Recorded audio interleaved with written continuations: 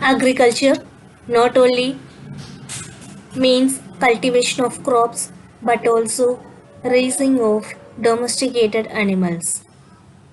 So, under agriculture, next we will see about livestock and fisheries. Livestock. Livestock is commonly defined as domesticated animals raised in agriculture setting. Livestock is an important component of the farming system in India. Livestock sector is socially and economically very important due to its multifunctional outputs. That is, it provides nutrient-rich food products. It generates income and employment to rural people. It provides manure input to the crops. Livestock sector contributes approximately 4% of national GDP, that is a gross domestic product, and 25.6% to agriculture GDP.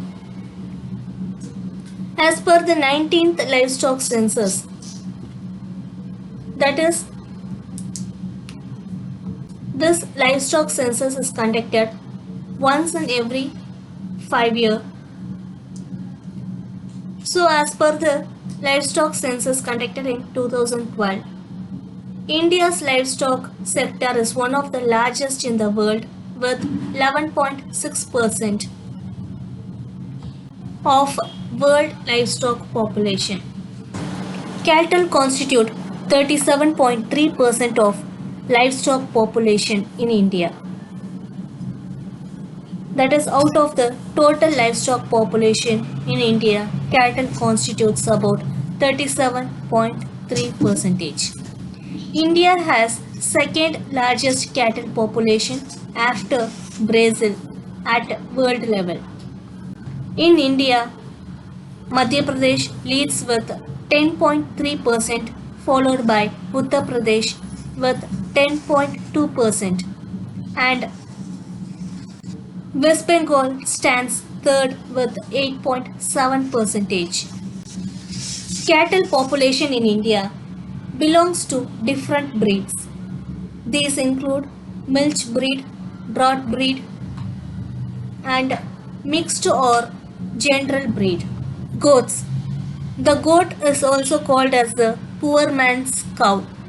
It provides milk, meat, and even its skin and hair are useful for various purposes. It is the main source of meat for the country. In India, Rajasthan records first with 16%, followed by Uttar Pradesh and Bihar. Buffaloes. Buffaloes are an important source of milk supply for India. Uttar Pradesh has the highest number of buffaloes, followed by Rajasthan and Andhra Pradesh. The livestock census in India is conducted once in every 5 years. The first livestock census in India was conducted in the year 1919. Now let us see how the livestock census is conducted in Tamil Nadu. State government is conducting livestock census with the help of Department of Animal Husbandry at state level and Regional Joint Director at district level under the guidelines of Government of India Ministry of Agriculture and Farmers Welfare, and also under the guidelines of Department of Animal Husbandry, Dairying and Fisheries. Dairy, meat and wool production. According to State and Union Territory Animal Husbandry Department, during the year 2016 and 17, the following states are the leading producers of milk in India. They are Uttar Pradesh, Rajasthan, and Madhya Pradesh. While looking at the meat, Uttar Pradesh is the leading producer, followed by Maharashtra and West Bengal. The leading state in the wool production is Rajasthan, followed by Karnataka. Fisheries. Fisheries in India are a very important economic activity and a flourishing sector with varied resources and potentials. Fishing in India is a major industry in its coastal states. About 14 million people are employed in fishing. Fishing also helps in enlarging the food supply, generating employment, raising nutritional level, and earning valuable foreign exchange through exports. India produces about 3% of world's fish and it occupies second place among the fish producing nations of the world after China. In India, fishing is categorized into two types. They are marine or sea fisheries and inland or freshwater fisheries. Marine or sea fisheries. It includes coastal, offshore, and deep sea fisheries, mainly on the continental shelf up to a depth of 200 meter. Among the coastal states in India, Kerala leads in the marine fish production. Inland or freshwater fisheries. If the fishing is carried on in the freshwater, such as rivers, lakes, canals, reservoirs, pond, tanks, etc., then it is said to be inland or freshwater fisheries. About 50% of the country's total fishing production comes from the inland fisheries. Andhra Pradesh is the leading producer in freshwater fisheries in India. In India, the important variety of fishes caught by the fishermen are catfish, herrings, mackerels, perches, eels, mullets, etc. Thus, the top 5 fish producing states in India are Andhra Pradesh, West Bengal, Gujarat, Kerala, and Tamil Nadu. Now, let us discuss the major issues faced by farmers in India. Indian agriculture and Indian farmers face several problems. Some of them are natural and some of them are man made. Now, let us see about the problems faced by our Indian farmers and Indian agriculture. The first issue is availability of small and fragmented land holdings. Due to the availability of small and fragmented lands, the farmer cannot grow more crops, so therefore the yield will be also less. The next issue is high cost inputs. As most of the farmers in India are small and marginal economically, they cannot afford to buy high yield quality of seeds. So therefore they cannot grow high yield crops. The third issue is the infertile soil.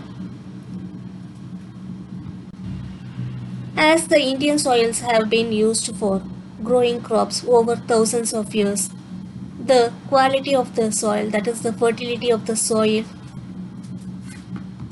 would have been decreased. So it is very essential to restore the fertility of the soil. If the crops are cultivated in the infertile soil, the productivity will also be very low. The next issue is the lack of irrigation. Only 1/3 of the cropped area falls under irrigated area. We know water is an essential requirement for a crop to grow. So, to make agriculture reliable, irrigation facility has to be developed. Lack of mechanization. In spite of the availability of large scale mechanization, that is the availability of modern tools, agricultural tools, most of the farmers in India still use the manual labors and simple and conventional tools for agriculture. So therefore, the productivity will be low. The next is the soil erosion. Soil erosion is the removal of the top layer of the soil. Almost large mass of the fertile land suffer from soil erosion by wind and water. Agricultural marketing. So this is another an important issue in agriculture. Due to the absence of sound marketing facility, the farmers have to depend on local traders and middlemen for the disposal of their farm products. The farmer sell their agricultural products at low price to the traders and middlemen. So therefore, they cannot yield a good profit for their agricultural goods. The next issue is the inadequate storage facilities. The storage facilities in the rural areas are totally absent or it is inadequate. Under such conditions, the farmers are compelled to sell their products immediately after the harvest. So, whatever may be the condition of the market, the farmer has to sell their products immediately after harvest to avoid the wastage of their produced goods. The next issue is the inadequate transport. This is one of the main issues faced by the Indian agriculture. That is the availability of cheap and efficient means of transport is not provided to the farmers. Next is the scarcity of capital. The role of capital, that is money invested, plays an important role in the purchase of advanced farm machineries and equipments. If high quality modern machineries and equipments and high quality seeds are used, then the yield will be also very high. So agriculture is an important industry which requires a huge capital. Now let us see some of the other issues of the farmers. Disturbances of wild animals in hilly regions, insufficient power supply, high temperature, topography, availability of laborers, fuel, and insufficient rainfall are also the other issues faced by the farmers in India. The table here shows the list of important agricultural revolutions in India. Yellow revolution refers to oilseed production. Blue revolution refers to fish production. Brown revolution refers to leather, cocoa, and non-conventional products. Golden fiber revolution refers to jute production. Golden revolution refers to fruits, honey, and horticulture development. Grey revolution refers to fertilizers. Pink revolution refers to onion protection, pharmaceuticals, or prawn protection. Evergreen revolution refers to overall protection of agriculture. Silver revolution refers to egg protection or poultry protection. Silver fiber revolution refers to cotton. Red revolution refers to meat production or tomato production. Round revolution refers to potato. Green refers to food grains. And white revolution refers to milk production. Now let us have a recap on the lesson. First, we saw about soil. Soil is the finest particle found on the earth's surface. There are many types of soil. Some of the major types are alluvial soil, black soil, red soil, and laterite soil. Next, we saw about irrigation. The main source of irrigation found in India are canal irrigation, well irrigation, and tank irrigation. Next, we studied about the multi-purpose river valley projects. In that, the two main river valley projects are Damodar Valley projects and the Bakra Nangal project, and also the Hirakud project. Then we saw about the cropping seasons, types of farming, and also the livestock and fisheries. The three main cropping seasons in India are Kharif, Rabi, and Zaid. The agriculture crops of India can be divided into food crops, cash crops, plantation crops, and horticulture crops. We also studied about the livestock and the fishing in India. The fishing in India is categorized into marine fishing and inland fishing. India has achieved significant growth in agriculture, milk, fish, oilseeds, fruits, and vegetables, owing to green, white, blue, and yellow revolutions. All these revolutions have brought prosperity for the farmers. But still, Indian agriculture and Indian farmers lack in some aspects.